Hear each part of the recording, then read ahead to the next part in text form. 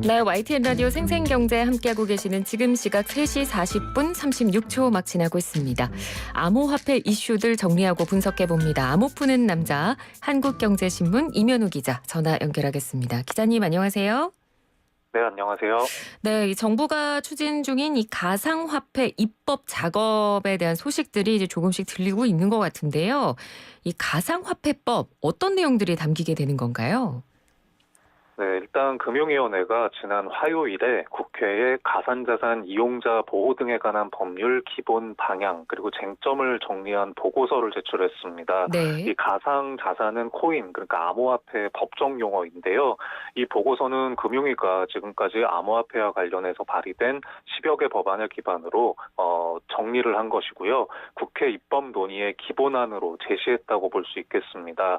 이 감독당국이 암호화폐 입법을 공식화한 게 처음이라서 좀 눈길을 끌었습니다. 예. 이번 보고서에서 이제 방점을 찍고 있는 게 이용자 보호와 관련된 부분인데요. 이 사업자들이 지켜야 할 의무사항, 또 제재의 기준 이런 것들을 명확히 하고 있습니다. 뭐 구체적으로 이 코인 발행사에서 이 백서나 코인 평가서, 업무 보고서 이런 서류들을 절차에 따라서 공시를 해야 되고요. 네. 위반했을 때는 형사처벌을 받게 될 수 있을 것 같습니다. 또 음. 부당 이득을 얻은 사람들에 대해서 이 자본시장법에 준하는 강한 제재를 부과하기로 한 것도 특징인데요. 예를 들어 시세 조종, 또 미공개 정보를 이용한 가격 조작 이런 것들이 이용이 돼서 부당 이득을 얻었을 때 최소 1년 이상의 징역, 또 3배 이상의 벌금형 이런 것들을 받게 될 전망입니다. 네. 그러니까 물론 자산으로서 이 가상화폐를 투명하고 공정하게 관리한다는 점은 분명히 장점일 것 같고 또 이 가상화폐를 직접 투자하는 분들을 보호한다는 목적도 굉장히 좋은 점으로 작용을 할 테지만 사실 이 분야가 너무 투명하고 공정하게 관리가 되면 산업 전체의 자율성을 해친다는 이야기도 좀 나왔거든요. 그래서 이 중간 지점을 잘 찾는 게 좀 중요해 보인다. 이런 시각도 있었는데 어떻습니까? 네, 그래서 이번 보고서에서 또 눈에 띄는 부분이요. 금융위원회가 민간 협회를 통한 자율 규제를 활용하는 방안을 제시를 했습니다. 이게 음. 업계에서도 희망해 온 방식이기도 한데요. 네. 이 금융위의 생각은 일단 암호화폐 업계를 아우르는 협회를 구성을 하고 여기에 불공정 행위를 적발하고 수사기관에 고발하는 이런 권한을 주겠다는 겁니다. 아. 그래서 이 처벌을 하게 될 불공정 영업행위도 이 법에는 포괄적으로만 적어놓고 아주 세세한 규정들은 협회가 좀 정할 수 있도록 이런 구상을 내놨습니다. 네. 또 이 코인 거래소에 상장을 하거나 상장 폐지할 때의 기준이나 절차도 협회에 일정 부분 위임하겠다 이런 방안을 제시를 했습니다. 이 만일 사업자가 법령을 위반했을 때 이 협회에서 이 사업자를 형사 고발을 하게 되고요. 이 음. 당국에서는 협회 규제 또 업체들의 행위에 대해서 일방적인 명령권 형태로 이런 시정 조치를 내릴 수 있는 권한도 갖기로 이런 그림이 그려졌다고 할 수 있습니다. 네. 이 결론적으로 말하면 민간의 일정한 자율 규제권을 주되 신속하게 개입이 필요해 보인다면 금융당국이 바로 대응할 수 있도록 이런 체제를 만들었다고 볼 수 있겠습니다. 그러니까 부당한 이익을 만들어냈다거나 아니면 뭐 그에 따른 벌금을 부과하는 경우라고 한다면 뭐 시세 조정이나 부정 거래 이런 것들을 뜻할 텐데 그럼 이런 시세 조정, 부정 거래 이런 부분들을 어떻게 단속하고 속아낸다는 건지 이 부분에 대한 방법인 어떻게 나오는지 좀 궁금한데요. 네, 일단은 협회를 통한 자율 감시를 통해서 대응을 하되 형사적인 제재와 또 불법으로 얻은 이익을 환수하는 이런 집행 체계까지 마련하겠다는 게 금융위의 입장입니다. 네.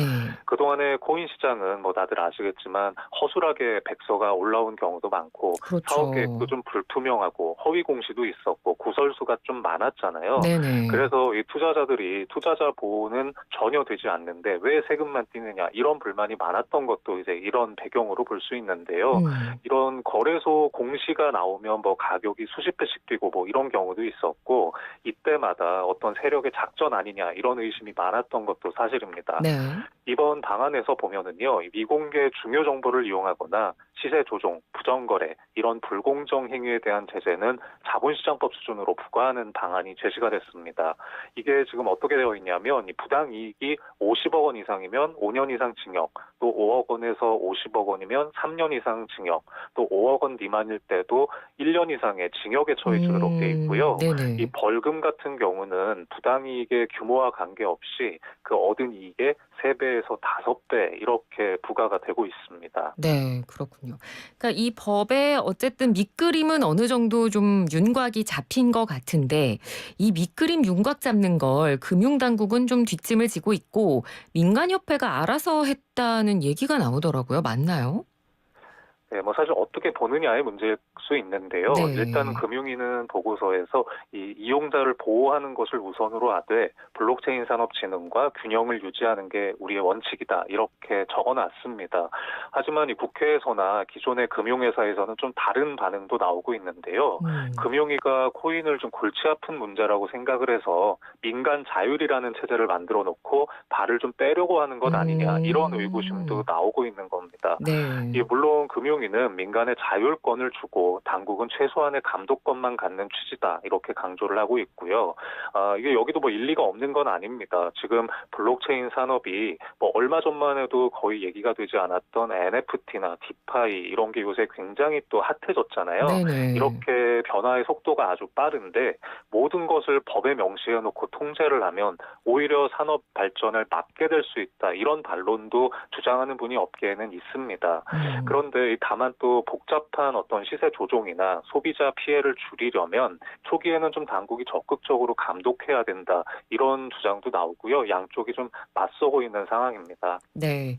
근데 또 이런 부분도 작용할 수밖에 없을 것 같아요. 아무래도 이 가상화폐 시장에 대한 어떤 전반적인 분석이나 이해도가 금융당국 내에 관련한 전문가가 너무 없거나 인력이 없으니까 좀 이해도도 떨어지고 이런 부분에 대한 어떤 뭐랄까요? 지금까지 해오지 않았던 일에 대한 어느 정도 뭐 두려움이나 회피? 뭐 이런 게 아닌가 그런 생각도 좀 들거든요. 네, 맞습니다. 뭐 업계에서는 이런 금융당국이 산업에 대한 이해도가 과연 충분한가 좀 의문을 제기하는 분들이 계시고요. 또 이 네. 국회나 금융권에서는 이 금융위가 잘 모르기 때문에 개입을 안 하려고 한다거나 사고가 크게 터졌을 때 일단 책임을 좀 피하려는 이 공무원들의 방어 본능 아니냐 이런 얘기가 나오기도 음. 합니다. 음. 그리고 좀 한 가지 또 문제가 될 수 있는 포인트는 이런 협회를 만들 때 이 조직은 회원사들이 돈을 내서 운영을 하게 되잖아요. 그래서 네. 이런 태생부터 이런 조직이 불공정 행위를 얼마나 제대로 규제할 수 있겠느냐 여기에 대해서도 좀 의문이 남습니다. 지금 코인 거래의 경우에 특정 업체 점유율이 거의 80%를 넘어가고 한 서너 개 정도가 거의 독과점을 하고 있거든요. 네. 그래서 이런 사업자들의 입김에서 협회가 자유로울 수 있는가, 공정한 또 이런 감독이 이뤄질 수 있는가 이것도 좀 풀어야 할 과제로 볼 수 있을 것 같습니다. 음. 어쨌거나 일단은 그 금융위원회가 현재까지는 가상자산 관련법에 대해서 입장을 내놓은 적이 없었는데 일단은 처음이라도 내놨다는 것에 좀 의미가 있을 것 같고요. 그렇죠. 이제 법안 논의에도 속도가 좀 붙게 될 것 같습니다. 이번에 그 업권법이 만약에 제정이 된다면 이 음. 코인이 다른 금융 업종처럼 일정 부분 제도권에 편입이 되는 그런 효과가 있을 것으로 예상은 되는데요. 네네. 아직 국회에서 넘어야 될 단계가 많기 때문에 좀 어떻게 진행될지 좀 주목이 되고 있습니다. 네, 알겠습니다. 어찌 됐건 좀 수면 위로 암호화폐, 이 가상화폐 관련된 이야기들이 좀 공공연하게 많이 좀 화두가 되고 좀 이야깃거리가 되고 있는 건 사실인 것 같은 게 이 당당한 시중 은행의 지주가 된 소식이 또 있어요. 업비트 운영업체죠. 두나무가 우리금융지주 주주가 됐다고요. 네, 맞습니다. 이 금융위원회에서 그 운영하는 공적자금관리위원회가 있는데요. 지난 22일에 현재 예금보험공사가 갖고 있는 우리 금융지주 지분을 낙찰받아갈 새로운 업자로 5곳을 선정을 했습니다. 그러니까 완전 민영화를 위한 작업이었는데요. 이 사회이사 추천권을 갖게 되는 4% 지분은 유진 프라이빗 에쿼티라는 그 이제 금융권 쪽으로 돌아갔는데 이 시장의 눈길을 더 끈 낙찰자가 지분 1%를 받아간 두나무였습니다. 어. 이 사실 지분율이 1%밖에 안 되기 때문에 이 업비트가 우리금융 경영에 뭐 직접 관여하는 거는 좀 어려운 얘기입니다. 네. 그 두나무 쪽에서도 이 우리금융 지분은 오랫동안 안 팔고 보유하겠다. 우리는 그냥 재무적 투자자로 참여한 거다. 이렇게 강조를 하고 있는데요. 그래도 일단 지분을 좀 갖게 됐다는 것은 이런 대형 금융그룹의 내부 사정을 파악을 하고 또 협력 관계를 만들 수 있는 그런 데 큰 도움을 받게 된다는 게 이제 금융권의 대체적인 분석입니다. 네. 지금 뭐 다른 암호화폐 거래소들도 마찬가지지만 이 업비트도 좀 은행과의 제휴 문제에서 좀 서름을 많이 겪었던 그쵸. 그런 역사들이 있거든요. 네네. 이렇게 원화로 지금 코인을 사고 팔려면 실명 계좌가 있어야 되는데 이 은행에서 업비트의 실명 계좌 발급을 안 해줘서 이 회사가 신규 회원을 2년 넘게 못 받았던 적이 있습니다. 그리고 또 3년 전을 이렇게 생각을 해보시면 정부가 뭐 암호화폐 거래소 폐쇄할 수도 있다 이렇게 으름장을 놓을 그쵸. 정도로 이쪽 업계를 많이 불편해했었거든요. 네. 그런데 이런 거래소의 대표 주자라고 할 수 있는 회사가 정부 입찰에서 이렇게 지분을 당당하게 가져갔다는 게 약간 이 암호화폐 기업의 좀 달라진 위상을 보여주는 게 아닐까 그런 해석들이 좀 나오고 있습니다. 네. 위상도 달라졌겠습니다만 어떻게 보면 지금까지 계속 은행들이랑 암호화폐 거래소가 좀 불편한 관계에 놓여 있었기 때문에 이 부분도 혹시 좀 달라지지 않을까 이런 기대도 해볼 수 있을 것 같은데 이 부분은 어떻게 보시는지 짧게 좀 답변 부탁드립니다. 네, 일단은 지금 업비트는 현재 K뱅크와 제휴를 맺고 있는데요. 이 돈독한 사이를 유지를 하고 있습니다. 하지만 이 은행과 주기적으로 계약을 갱신을 해야 되는 구조거든요. 네. 그래서 업비트가 우리금융 지분을 좀 갖게 됐기 때문에 유사시에 다른 은행과 협상력이 굉장히 높아질 수 있다 이런 분석이 나오고 있고요. 예. 지금 뭐 우리금융도 그렇고 이 두나무도 그렇고 서로 이 미래 디지털 자산 블록체인 관련 산업에 관심이 다 많거든요. 그래서 네네. 이 우리금융 쪽에서도 디지털 관련한 신사업을 좀 그려보는 이런 긍정적인 효과를 얻을 수 있지 않겠냐 이런 얘기가 많이 나오고 있습니다. 네, 알겠습니다. 오늘 말씀 잘 들었습니다. 고맙습니다.